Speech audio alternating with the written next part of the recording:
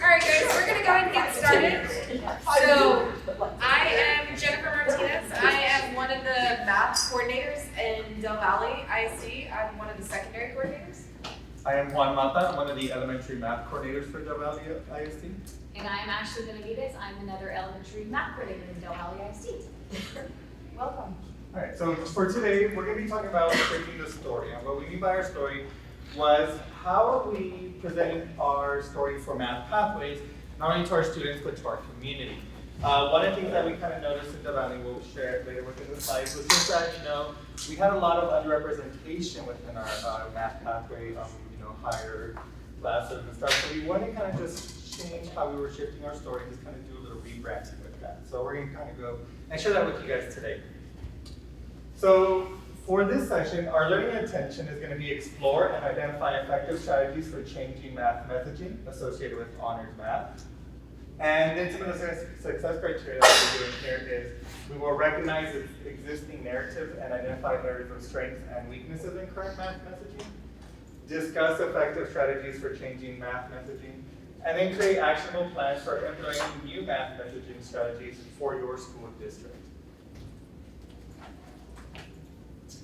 All right, to give you a little background before I go over the goal, to give you a little background, one of the first steps we wanted to implement in our rebranding message was, in our shift in messaging was rebranding our summer bridge program that we have always implemented in the past for several years to more of a STEM summer camp. And so what we did for that camp and our planning and our purpose and our focus behind that was to bridge student learning from the on-level curriculum to the more advanced math curriculum, to that honors math curriculum.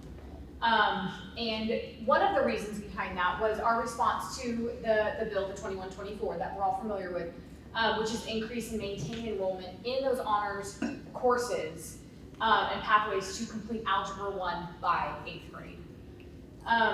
And because we know that research has shown that students who do complete Algebra 1 are more likely to be successful in college and continue on those advanced math pathways in high school. And then our other goal, just our district goal, was to increase enrollment in those honors classes in the middle school courses this current school year. So beginning this current school year, we wanted to really increase the enrollment in those advanced math courses starting in 6th grade. All right, so one of the things that we were kind of looking at is we started working with the E3 Alliance through the PLN, and we started really looking at our enrollment in honors classes, and one of our SMARTY goals was to increase that enrollment.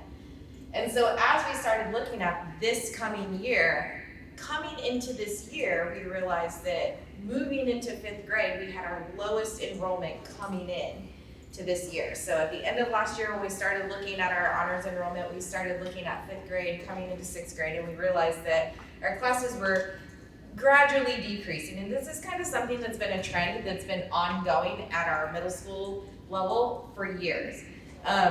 Also this year, coming into the year, we had our lowest enrollment in 8th grade honors in that algebra class, which is, we know, our college readiness, and getting them into that math pathway, we realized what is happening to our honors numbers. So we typically have on average in each one of our middle school campuses, we've got 3 of them, we have on average about 75 to 80 kids. Some campuses we have about 90 to 100 kids enrolled each year. This incoming year we had 50 in each one of our 8th grade classes. And so we realized that there was an issue and there was a problem. So that's when we began talking through the PLN on how can we start rebranding our message behind honors math, and how can we start boosting our enrollment in honors math, again, to fall in line with our HB. Also, just because we know that when kids are on that advanced math pathway, they're more college ready as they leave high school. Can we ask questions? Yeah, absolutely. Yeah, Go throughout the ahead. session, please. Yeah. Go back. Yeah, go for it. I think it's the up button. Oh, it's the up, You can't touch that screen. Hold on. He about to touch that screen. Come on. Why? Those aren't buttons. That last bullet, was that because, oh, I'm sorry, what I want to say was, You said the numbers dropped to 50 or so, 100. Was that because of adult behavior and Yes. teachers and counselors dropping? I think it's a little bit of both. So what we've seen is the messaging from fifth grade, counselors, teachers, the messaging that our students are getting. One, I think just because some of our elementary teachers are just unaware of what honors looks like at the middle school level. You know, when you're in elementary, middle school, high school, sometimes you get in your lane and you stay in your lane.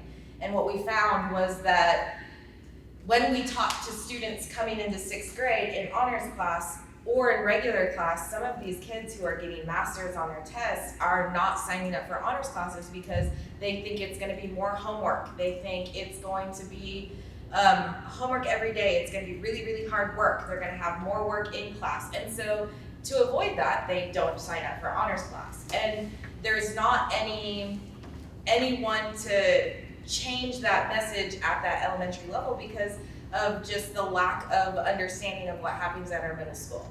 And then we're also seeing, because that trend starts at that 5th going into 6th, we've seen that decrease all the way up through 8.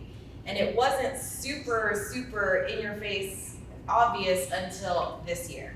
And when we got to this year and started looking at our numbers, and started digging into the why, we realized a lot of it had to do with our branding and our messaging. And to continue on what Jennifer was saying, the messaging, we wanted to impact and change the messaging that students were receiving, but also the messaging that teachers were outputting. And kind of that thought of sometimes we had teachers that if students were not scoring master's level on every assessment, then they need to be moved to regular. And so it's kind of the twofold of we're working with students and their families, but we're also working with teachers and in really having them understand that if a student is not successful on every assignment or assessment, that doesn't mean they need to move to regular. That just means we need to create an action plan to put in supports for those students. You know, we also saw teachers getting rid of students from honors, not because they weren't capable of the work, but because they had behavior. They had bad behaviors. They had ADD. They were low will. They had no motivation. And so teachers in Del Valle, we have a demographic that is not, it's a little rougher. And sometimes you have to adjust your instruction to meet the needs where the students are. Doesn't mean they're not capable of it. It just means that sometimes you have to adjust based on the behavior because they are capable of doing the work if you get past the behavior. Yeah. I may be getting ahead and if I am, then just, ignore what I'm asking.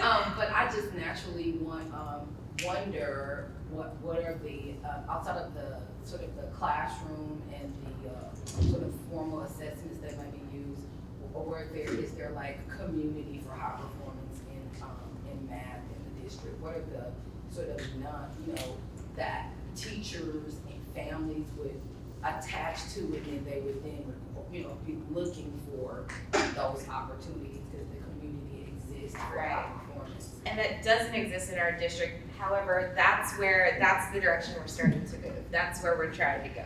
Yes.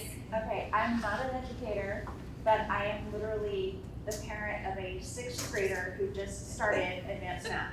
Yeah. And you just said advanced classes or AP honors classes are not more difficult and don't require more work. That seems really counterintuitive. They are more difficult. However, they are rigorous enough for the level of the student. So if you think about it, when you put an honors student into a gen ed class, a lot of times the work that is put in front of them isn't challenging enough, which is why you see those bad behaviors. When you put an honors student in a challenging class or a class that is meeting the rigor where they're at, that's when you start to see them really excel. And so while yes, the work is harder, the student isn't understanding that it's not harder for you because you're there. It may be harder for this student who isn't necessarily quite ready for that honors class. Does that make sense? So while yes, it is harder, I think students have that misconception of I'm gonna be taking algebra in 6th grade, in 6th grade, it's gonna be too hard for me to even do. And a lot of times your honors kids are inherently the kids that do excel. When you're good at math, when you're a kid that's just good at math and it's suddenly hard, you shut down and you're like, whoa, I'm used to being really good at this. I want to go back to a regular class where I'm really good and I'm going to just excel. And when you're in elementary and they don't have that distinction between honors and on level, a lot of times when they get to that middle school level, those kids who are your true honors kids sometimes want to go back because it is easier and it is more challenging. However, it's at the level of the student. Does that make sense? Yes, thank you. Okay. All right. So now we're going to think about what your messaging is right now. So what we want you to do is there's some post-it notes scattered throughout. You're going to take 3 and think about messaging. For example, here at the end we had one, right, where we were talking about how teachers and counselors are dropping students because they're afraid that they would fail STAR, right? So that is the kind of messaging that kind of deters students from, taking in that honors classes. So what we want you to do is using those 3 sticky notes, just think about things that you either heard at campuses or, talking to leadership teams that would be either encouraging, neutral, or discouraging. So for example, the one about teachers and counselors failing students because they were afraid they were going to fail STAR, where would that fall under? Discouraging, right? So on your sticky notes, and if you can't come up with 3, that's fine, but what we would like you to do is try to think of, 3 different messagings that, you could put one in each one. And if, for instance, you don't work at a school district, but what things have you heard, right? So even though this may not be something that is in your wheelhouse, what are some messaging that you might have heard or you think students would hear? Okay, so we'll give you about 5 minutes to just, come up with about 3. What kind of messaging are we sending to the students? All right, guys, we're going to start with the encouraging poster, and we're going to let them kind of share out some of their trends that they noticed. So 2 of the major trends, some of this has to do with convincing kids they belong in this space because we have evidence. And that's all about the House bill. It's like, we've got some test scores that show you're likely to be successful, but that doesn't speak to kids, right? That speaks to adults. And then also a secondary trend that we noticed is this idea of, okay, this is gonna give you a lot more options, career when you get to high school. A 5th grader does not have a long-term vision, right? And so we need to think like this is stuff that appeals to the adults that probably are largely influential in making that decision. When you're in 5th grade, you don't have a lot of agency. Your parents will probably make the decision, but we need to figure out how we engage the kids too.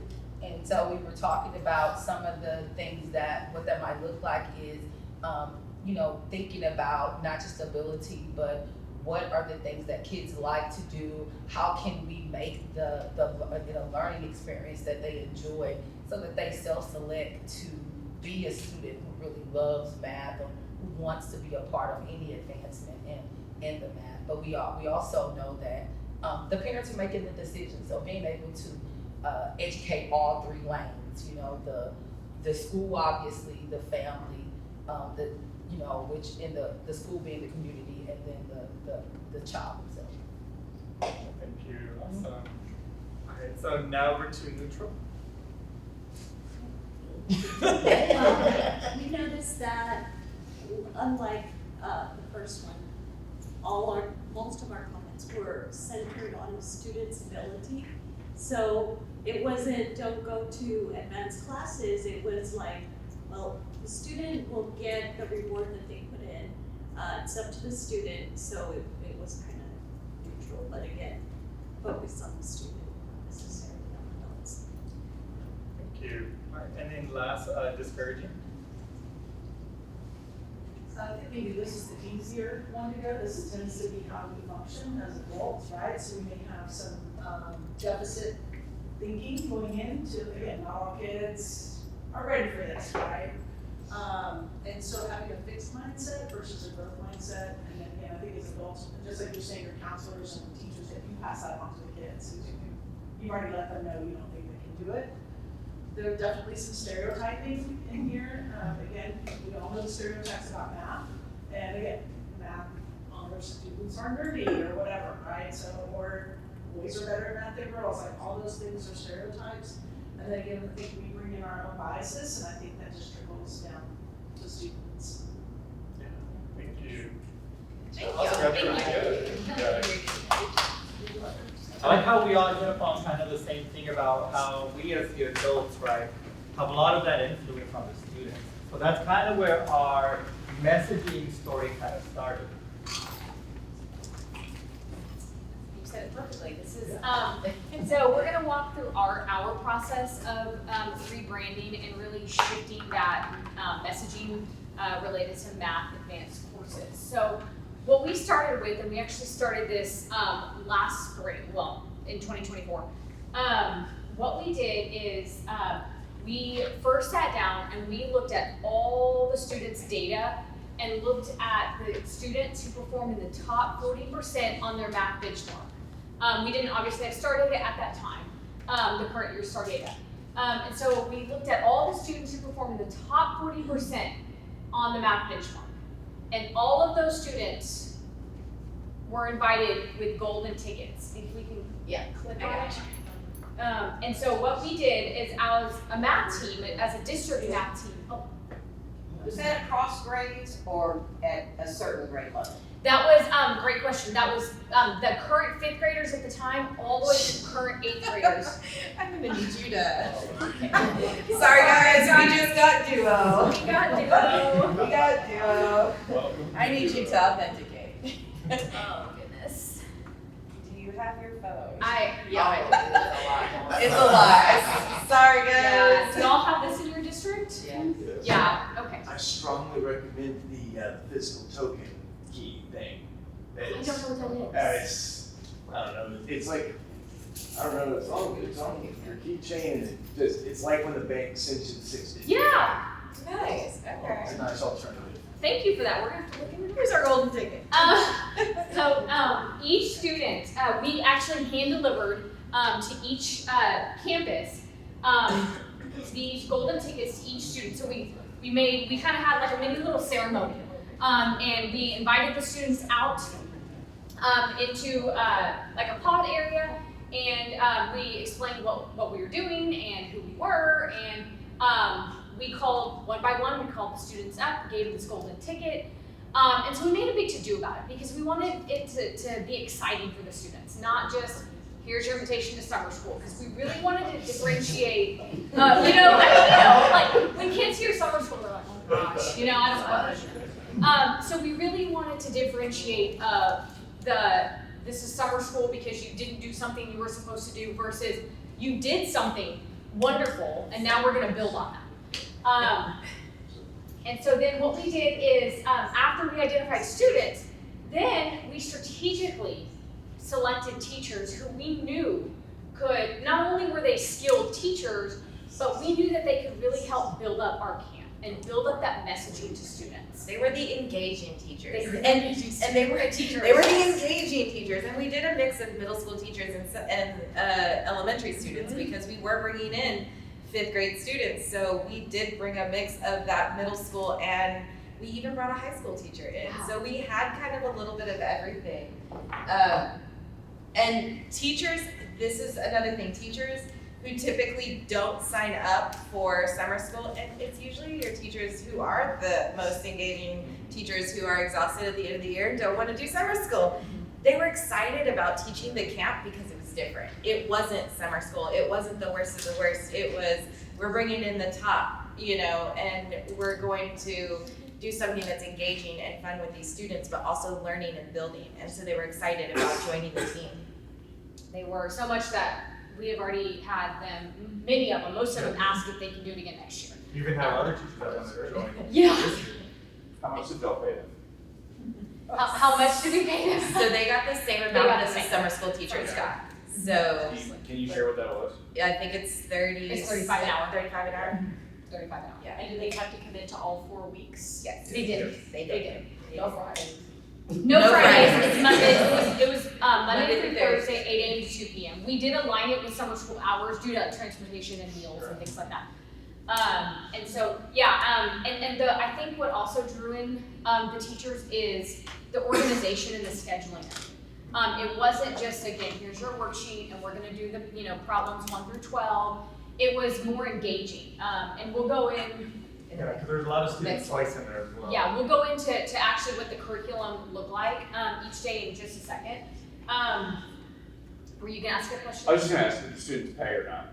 No, Okay. no, yeah, Made it no, completely free. Okay. And we kicked it around, guys. We kicked it around back and forth the entire time we were planning this. Do we have them pay a small fee? Because one of the things that we did do with this is we did a field trip every week. So we had something on the calendar that we were taking students every week to do. And so we decided, are we going to charge students? And at the end of the day, we want kids to come. Yeah. So we were like, we're gonna give this opportunity and not charge. So this was stayed out of entitlement? grant, it was a It was a grant. grant. We applied for a grant. Yeah, we applied for it. How many years? It was just a 1 year at that time. We're gonna reapply. So we're reapplying already, yeah. Last year, because this planning started so late, this year, we're starting earlier. That was one, and you'll see later on, that's one thing that we are adjusting for this year. So it's 4 weeks? It was 4 weeks, the whole month of June, So that's basically. still only $3,360 Yeah, that's more than our whole budget last summer, so. Oh, really? What Yeah. were your class sizes? So It varied. y'all are getting way ahead of us. Sorry. So, hold on. Yeah, no, ask questions. Ask questions. I love the questions. Yeah, Yes. perfect. How did you effectively reach parents, all the parents that were in the group? That's a great question. So, Yeah, so second bullet, okay. So what we did is, because yes, we wanted to communicate this rebranding to parents, because parents are familiar with summer school. We wanted to present our STEM summer camp in a different way. So what we did is we held 3 different parent information sessions, one at each middle school. And we created a presentation for them. We went through what the schedule. We started with, of course, the why, right? The why. Why is your student invited? Why are we hosting this? And then we presented what their day would look like, what the student's day would look like, what the curriculum would look like. So that way, parents knew everything that their student would be doing the every day that they were there. And so that's how we communicated with families, as well as sent paperwork home and QR codes. So that way, we wanted the information to be as accessible as possible in every format. We also had parent square communication just for those specific parents as well. We would send things out to them weekly. Pictures and tidbits of information. and of course, then we put our names on the flyer that they took home and fielded all the questions from parents as they came in. And we did have a lot of parents with a lot of questions, but a lot of parents, when they came to these parent nights, were so excited that their kids got invited to a camp that was for kids that were performing at the top. And so parents were so excited about their students. And we did do these sessions in Spanish and in English for our Spanish speaking parents. Juan. Yeah, so I filled in all the Spanish for Juan did all that. We also How have, many kids were involved? how many were invited? So, Actually, participate. so here we go. You go to the next one, Juan. There. Go one more and then we'll come back to this one. Yep. Okay, so let's talk about this, because this is where everybody's at. So, the year before, when we did our bridge camp, we had 20 kids register, we had 7 kids show up consistently. This year, when we put this out with the rebranding, we had 238 kids sign up. When we had this many kids sign up, we went into panic mode, because we are now trying to schedule field trips, and we have said we are taking everyone who has said that they have registered, and we're not turning any kids away. So now we have to figure out how to make our funding stretch. So we had to start getting creative, because now we can't bus 225, 20, and 230 kids every week to a field trip, because that's gonna cost us our entire $50,000 budget. So what we have to do is get creative. So we started creating things like STEM Olympics, and we did a whole day of like STEM Olympics at our camp. And the kids absolutely loved that, didn't realize it wasn't a field trip because it wasn't their normal in-class thing that we had been doing. Out of the 230 kids that had registered, we had 170 show up for the entire first week of camp, and then kids do things during the summer, but consistently we had about 130 kids for our entire camp. So it was great. It was our first year doing our rebrand, and it was all the things.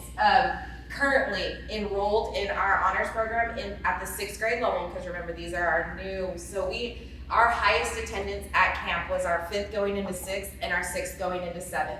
We also had 7th going into 8th, 8th going into algebra. However, those groups were a little smaller.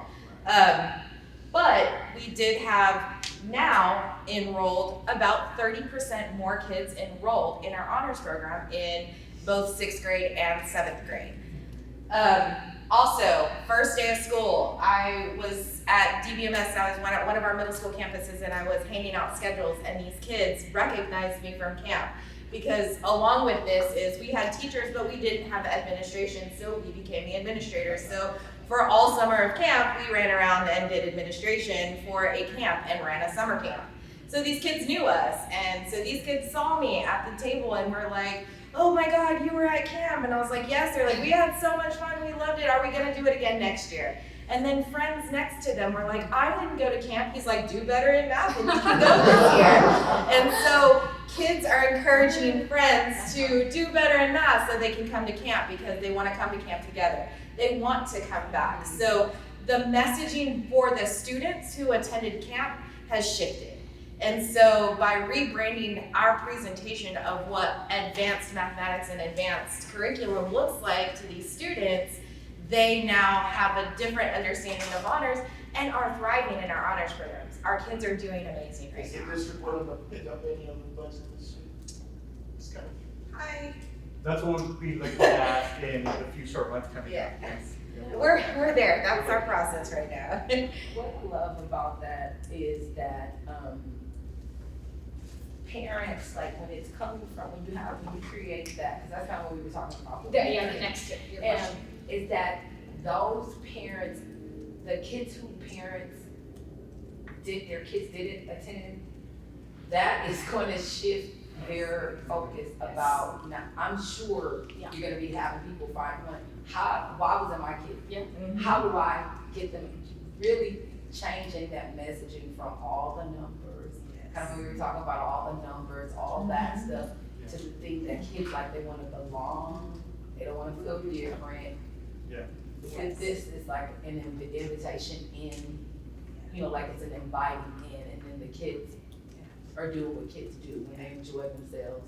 All the kind of things that would normally discourage them, it's gone, because they're having a good time. They don't care that it's hard, they don't care that it sets them apart, they don't care anymore, because they're having a good time. Absolutely. And another big thing in here is also these middle school teachers, with these students coming in, were like going to counselors, "Can you make sure so-and-so is in my class?" They had relationships already built with students from summer camp that were in these honors programs that when they started, so they already had those relationships built going into the year. So it also just strengthened how their year started with these kids. There was even some teachers that noticed certain students weren't even enrolled in honors classes. They were able to go to their counselor like, "Hey, you missed these kids," and then they were able to put those students into the honors roll right from the get-go. And students also across the district were able to build relationships with one another, because what we did is we purposely mixed the students in the classes from different elementaries, right? Because we knew they were gonna be together at the following year anyway, in middle school, and so for that 5th grade going to 6th grade, we purposely mixed, so that way they could start building relationships with their peers that they may have in classes as well, so. And one of the things that when we pulled names and we pulled these students, we pulled them based on data. We didn't discriminate. You're a newcomer and don't speak any English, you can't come. You are in special education, you had the numbers, come to camp. Come to camp. We had several students who were part of our autism program who participated in camp. Those students also were not slated for honors this year. And we have those students now currently in honors doing amazing, and we have them with teachers who they were in camp with, who understood and already realized the quirks and the things and the accommodations. And they started building that this summer with those students, and it's been amazing to see how these students are just thriving in these honors classes now. And before we move on, I know we had some questions. Did we answer any of the questions or all the questions that had been asked so far? I was just gonna ask what your assessment looked like, what your district benchmark looked like. Was it a traditional multiple choice test? It was actually the previous year's STAR, so it was the 2023 full STAR. And did you take, I'm sure you said database, so how many of your students were from demographics participating in specific programs? 504 STAR? We really just took the top 40, we kind of just straight went the top 40%, like, and so we didn't really look at demographic until afterwards to start compiling our data of who's moving where based on demographics, but going into it, it was a non-bias, it was just, if you had the score, you had the score. Right. Yeah. So. You wanna go backwards one, or? Stay there. Yep. Do you want Sure, we can talk a little bit about this, we won't go super tense into this, but kind of the way we did our camp, we were from 8 to 2, we did 4 different blocks. They went to two different math blocks because it is our math bridge camp, but we also had a literacy block and a STEM block built into our schedule. So they went to 4 different classes each day. Our math blocks, we are going to be changing some things up because, again, first year realized what did work and what didn't work. But our math blocks, we're going to do a little bit more project-based learning because some of the feedback we got from our students was the math sections were too boring. They were too much like school. So we are going to start looking at that math curriculum that we built and start building some more project-based learning type math curriculum. With the ELAR blocks, they absolutely hands down loved. The ELAR teachers loved those blocks too. We did lit circles. It's something that they don't get to do in school because we're doing STAR passages. We picked 4 different books. They had choice in their book. We built an entire lit circle, the whole lit circle curriculum for 4 weeks worth of stuff. Some of these kids read their book and read all 3 of the other books before the end of the 4 weeks. And they got to keep their books. And they got to keep their books. So that's the thing. We purchased a book for each student, so they got choice in the book and they got to take it home. They got to write in it. They got to mark it up. They got to annotate in the book. That was the coolest thing for some of these kids. We made sure when we chose books, we chose a couple of different grade level books that were appropriate. We also chose a graphic novel. We chose Mexikid for those math students who are not ELAR students, but we're asking you to read. Here's a graphic novel. And it was very popular with our boys, our 5th grade boys. And then I'll let you talk a little bit about STEM. Yeah, the STEM block was very hands-on, project-based learning, and the kids absolutely loved it as well because they don't get to do some of these projects in the classrooms either. Every single thing is we went through the whole scientific method as well, and the engineering process. So while their kids are doing this, they're looking at it kind of like the perspective of an engineer, right? What did they do at the beginning, right? They had to do that research. So they had to research anything before they even started developing prototypes or some of the things that they had to do in their project. And then of course they build out their first kind of like a model, right? And then after that they went back, did some more research, and then they, made changes to their models, their prototype, and then they were able to just build off of that. And of course there's a lot of reflection on that as well. So that was really engaging for the students and of course the teachers that, loved it as well. Yeah. So some of the things, just going back to what we did a lot. It was fun. It was engaging. We learned a lot as well. So some of the things that we're just reflecting on our process, we want to begin earlier this year. Ideally starting right after the winter semester. We want to adjust the timeline to 2-week camps. So instead of doing a full 4 weeks, we want to do it in 2-week chunks. That's too much. Most of that too is because our kids are also in different programs. Right. So we have like UT Thrive out there with them, and there's just all these things going. So again, we weren't able to have consistent students because while they were in our camp, they were also into different things. And also just because of the capacity. Hiring a camp director administrator, 1 field trip and 1 STEM Olympics, revamp curriculum to be more project-based to kind of match how the STEM looked. And then host a family community showcase at the end of the camp. So that way we can continue to encourage our community to see what it is that we are doing and hopefully encourage even more students to want to participate.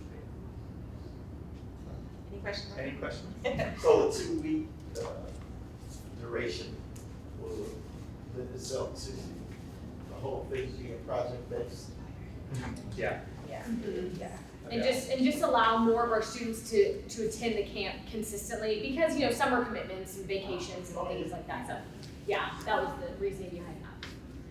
We also just found that by the end of the 4 weeks, the students they're done. Tired, right? They're Yeah. tired, the teachers were equally as tired, they were still, the fact that we still had 130 students showing up consistently was great, so, We're not gonna do the last activity just because we don't have time, but, do you wanna go back to the bit, oh, there it is. oh yeah, that's right here. But here is a Bitly that has our presentation, which includes all the links to all the things that we shared. It also has a link to each of our blocks for our STEM camp, so if you wanna kind of look and see the things we developed in our process, then you're more than welcome to do that. And then there's also our information if you have any questions. You can always reach out to us. Thank you all so much.